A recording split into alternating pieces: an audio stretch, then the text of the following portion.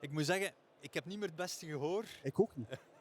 En ik heb er af en toe wat moeite mee om mensen goed te ik verstaan. heb een lichte tinnitus in dit oor. Ja, en, ja. Ja, dat is zoals u werkt voor Premium Sound Solutions. Dat uw Het geluid gehoor moet ook optimaal in de zijn. Hè? stille kamer aan 17 decibel aangetast wordt. Ja. Hoe lang hoort u het vol in de stille kamer? Ik heb het nog niet geprobeerd, maar ik heb er geen moeite mee. Dus ik heb geen enkele... Ik kan er eigenlijk lang in Ik blijven. ben daar geweest vorig jaar. Oké. Een collega van u?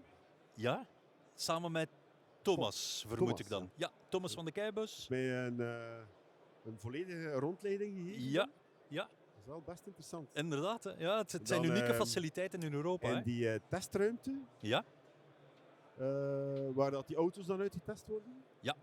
Dus wat is de setup? Hebben jullie er een probleem mee als het in het Engels is? nee, zeker niet. Drinken jullie iets? Dan is nu de moment. Ik heb daar net een koffietje gekregen, dank u wel. Ik ben voorzien. Niks? Dank u. Ik ben oké. Nee, Of iets uit de frigolie? heel vriendelijk, dank u wel hoor. Welcome to the podcast of Indisruptive and Friends. The podcast where we play with industry and tech peers between candy, espresso and soda.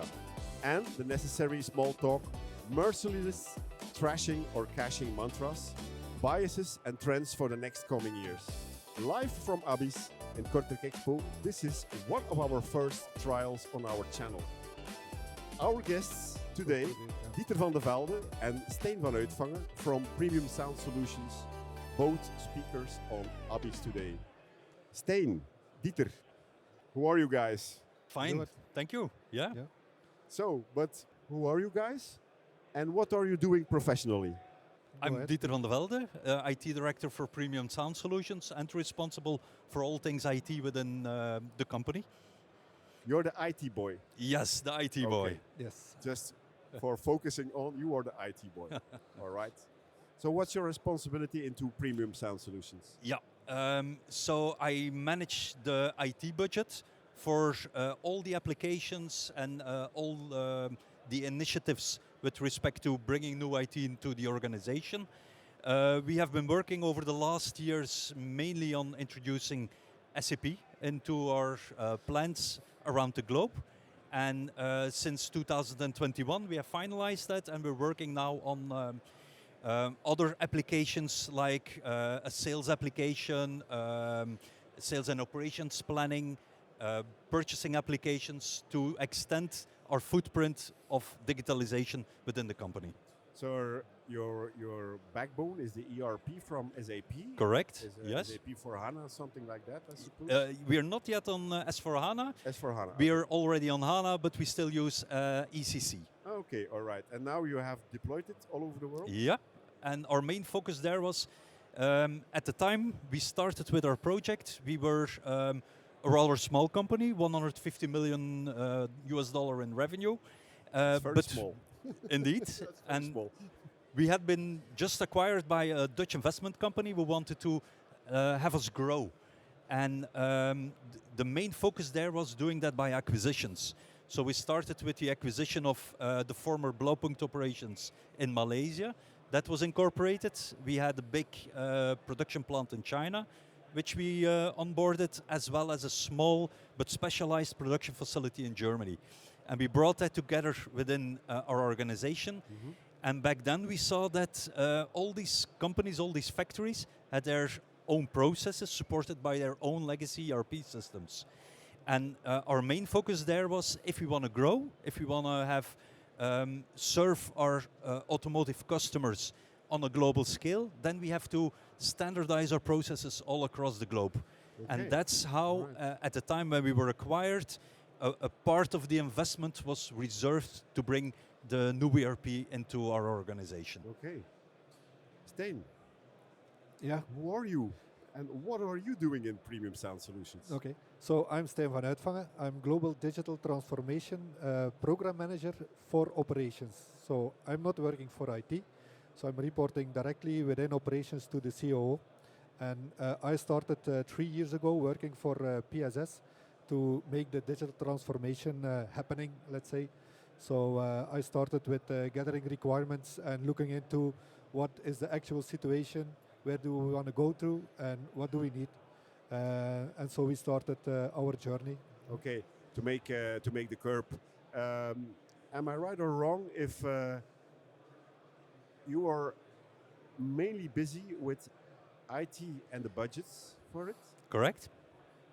You are mainly busy, am I correct if I say, with the OT and strategy deployed over all the global subsidiaries?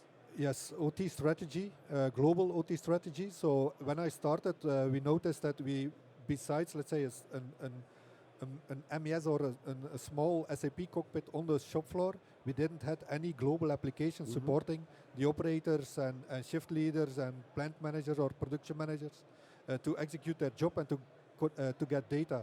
So we defined a strategy to how to build this, what to deliver first, and we started an implementation. So I'm more implementing application, of course, in close collaboration with IT, because we share resources. We need network, we need internet access, we need a cloud environment where we can offload data. So we work together closely with IT for the infrastructure part. But if you look at what are we doing, those priorities are coming from operations. And what I do is all the requirements, collecting all the requirements and creating 4-year plans to make it happen, from, let's say, the build-up of a foundation to reporting out on a management level. Yeah. So in that case, you have to be very aligned one another. Indeed. What they say is like four hands on one belly. Yeah. Because you have to have budget from him. Partially. Partially, yes. Yeah? Yes, partially, of course. Now, getting back to the talk you gave, who of you can tell our listeners more exactly what your message was of this talk? If you look, we are at ABISS. It's mainly focusing also on manufacturing companies, so digital transformation within operations, let's say. And my final message of our presentation is, of course, before you start, you have to think about why are we doing this within operations, how we are going to do this, and how will it map with the IT strategy. Because you cannot work separately from each other, because then you are building different worlds, and who is going to take responsibility if something is going wrong. So if you map the architectures, and if you make sure that both roadmaps are in the same direction, then it will be, let's say, the results will be from a better quality or more reliable than if you work in two separated both worlds. Yeah, and fully of agree. course, we share also resources. If you split it, then both needs to build up environments, and maybe you have double costs, let's say, and to avoid this as well, we need collaboration. Yes. Okay. Yeah. That Now, was maybe let's fire up a little bit, because the purpose of this podcast is also trashing or caching some biases on technology, some mantras that are sacred. One of those mantras, which we discussed about before we started the podcast, is everybody's talking about IT-OT convergence. Everybody's talking about it. Every day there are discussions who is finally the responsible in the company for digital innovation, also on the shop floor. Some people say it's the CISO, some people say it's the CIO, some people say it's the CTO. And by Callebaut, for example, Callebaut Chocolate, they say, no. If it's for OT, concerning cybersecurity and leveling up all processes, it's the plant manager. That's a man with another thought than an IT. What's your opinion about on this? Well, first of all, I think IT is so persuasive, so everywhere, that you cannot say it's a single responsibility of a single person. Every leader within the organization must be aware that technology is a big part of his or her processes and to reach his or her goals. So it's not up to IT alone or operations alone. Every business unit has its own responsibility to think about how technology can enable their targets and their goals. Okay. Now, I can imagine when you are deploying new platforms, new apps, new whatever, co-pilots or other stuff. That's big of a part. Also, change management for people. Now, how do you rationalize your decision? Are you thinking from shop floor to top floor, or both? Or tell me, what is your approach? You have to convince people that they need it and that it is positive. It is a positive. The change positive management thing. aspect. Huh? First of all, if you look at within operations, we position ourselves as a servicing department. So we guarantee that we offer stable solutions, but we are no process owners. So digital transformation department, no person within digital transformation is a process owner. So we digitalize processes for other departments within operations. For example, quality or the product creation processes, they are owned by, for example, the quality department or global process engineering. And we have BPOs, business process owners, who are responsible for maintaining, improving their processes and aligning with us to implement the correct systems. Okay. And in that case, Stijn, give me an example, because you're talking about processes. Yes. Tell me, a process like, I wouldn't know, quality or engineering or maintenance or whatever, assembly, what are you talking about? Do you have some kind of an example you can explain to our listeners? Yeah, for example, recently with our MES application, we went live and we are now digitalizing the processes of the packaging stations on how the operators have to pack a speaker into a handling unit and what to do if they detect deviations. And our MES system is guiding them in how and what they have to do. And for example, we give insights in the completeness of a pallet to avoid that they send incomplete packages to the warehouse and they end up with the customer. Or for example, our application will also check the content of barcodes while scanning. And so we can avoid that wrong content in barcodes are sticked on labels or printed on labels, sticked on the speakers and delivered to the customers. So we avoid customer complaints by doing this. So we have digitalized this process because this process existed in the past, but it was mainly a description of the activities and the handling in how is the normal flow going and what if there is a deviation. But no one checked the deviation. It was not easy for an operator to see what is the content of a barcode at all. So with our system now we have more control, we are guiding, and we have in such a way digitalized the process. So nobody checked the deviation, and it took a long time before somebody realized that something has to be done about it. Is that a request from the workfloor, or is it? We have both. For example, there is of course, we have an overview of customer complaints, and our CQO is responsible for the quality processes, and he is also, let's say, monitored based on KPIs, customer complaints. Every customer complaint costs money, so we get from them also the questions on how can we implement software in such a way that we can prevent complaints. Okay. But on the other hand, from the shop floor, from the operators, we get questions. I'm struggling with the administrative workload of this part of the process, this activity. Can you help me, or can your software help me to avoid this, to avoid that I have to enter data in different systems, or to avoid that I have to have overtime because I have to close my shift? That was a question from a shift leader. So with our systems now, they don't have 15 minutes overtime anymore, the shift leaders. So they can go home when the shift ends. So we get requests from the top and let's say from the bottom. Yeah. Okay. Now, for the people who are listening, we just forgot one minor detail. We are talking here about processes and we're talking about premium sound solutions.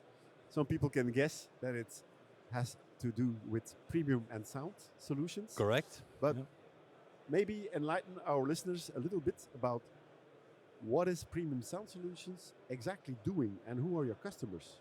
Yeah. Premium Sound Solutions originated from Philips. It was a division of it. via acquisitions, we became independent and now been acquired by a Chinese manufacturing company called AAC Technologies. What we do is we develop and design speakers and put them into production as well, brandless, meaning we don't have our own brand, but we produce for famous consumer audio I brands. heard, as- like Harman and Bose. Well, not Harman, but Bose indeed, Bose, yes. Sonos, and Sonos. many other brands. Yeah. And the same for the automotive. That's our major market, where we produce for all major European, North American, and now since recently also the new Japanese EV brands that are looking for premium high-end audio within their vehicles. Okay.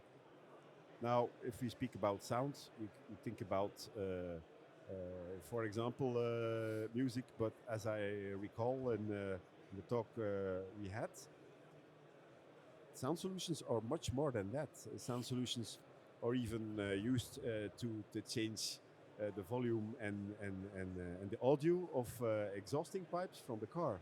Yeah. Correct.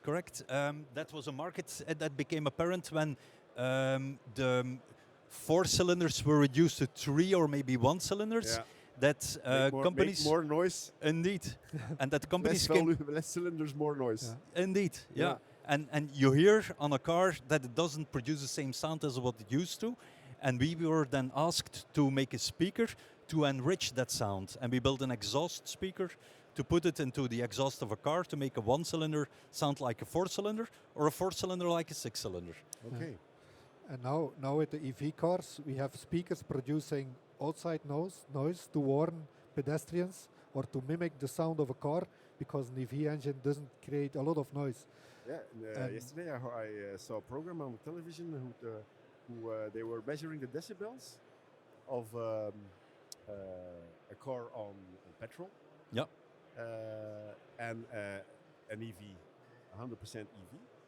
And they were both at 70 kilometers an hour. They were both producing 65 decibels. Yeah. And they said that the explanation is it's not only at that speed, it's not only the engine who makes noise, but The also rolling sound. the rolling sound over the Correct. But of course, it's over the highway. Yeah, for the EV car, it's mainly when it's driving very slowly in city environments and so on. So you cannot hear a car, so it's mimicking sound as well. Yeah. But it's nice when you have an EV that maybe you have some kind of sound, because otherwise... Correct, and cars in like, general, they're like... It's like a vacuum cleaner otherwise. Yeah. Okay, all right. Maybe two of your 2 cents for 2 last questions in this case, because I know you are in a hurry and you have other stuff to do.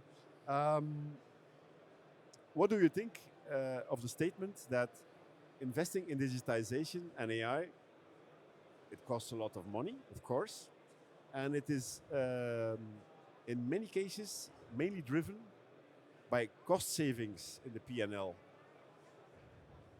Some other people say, yeah, that's not only that.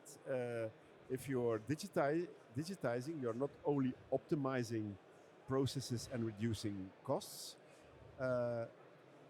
With some pilots, you discover new business models and new servicing models. In the case of premium sound solutions, are there some digitizations which lead to new business models or servitization or whatever services you... Yeah, we didn't focus on new business models, but we indeed very hard focused on bringing additional value to the company. Like Stijn just mentioned, if you do digitalization right and you reduce the workload with the people, that can result in a cost saving. In our organization, cost saving is imperative. In automotive, we're expected to reduce our costs year by year, and digitalization definitely helps us. And if you're smart with your finding your ROI, because there is always somewhere an ROI, it's always difficult to find maybe, but you have to focus on it to make sure that you bring the right value to the company. Okay, so, but if I read between the lines, it makes your company more future-proof and resilient. Definitely, yeah. But otherwise, I suppose the customer needs somebody who is stable and trustworthy in the deliverance of his products. and that's apart from the price, I suppose. Given the supply chain issues there were in COVID, one of the main triggers for a client to say we opt for a furnisher, sound solutions with stable and trustworthy delivery proposals. Yeah, delivery performance is always a very important issue. That's what we saw during COVID, when supplies were scarce, and we had to find ways to communicate between plants to transfer stocks from one plant to another, and to make sure that we supply our customers in time. To fill other back orders. Yeah, the same we saw now with the recent neodymium crisis, with the import tariffs imposed by America to China. That also caused a lot of scarcity, and there you have to focus on making sure that your supply chains remain filled. Guys, because you're a Chinese company. You would think so, but nonetheless, it's treated as hard as for every company. No matter Chinese or European or American, it was very hard to export these rare earth metals outside of China. Okay, all right, you guys. As a final thought, both of you. What message would you give as a common thread in your opinions and what you did? What message could you give to the ABISS listeners on how you should handle digital technologies? Your 2 cents, just like it's... Well, I think our main message here today, it's the collaboration between IT and OT. That's imperative. Yeah. We need to make sure, like Stijn mentioned, that we align from the start, whether it's security, whether it's IT architecture, whether it's cost reduction by sharing applications.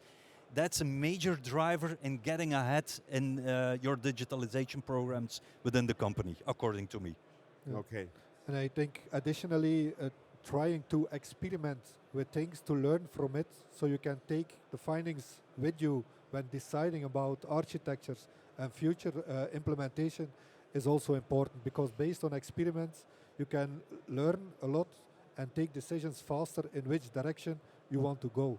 And that's also something that helped us to accelerate in deploying and implementing applications in operations. Yeah. Is there room for failure?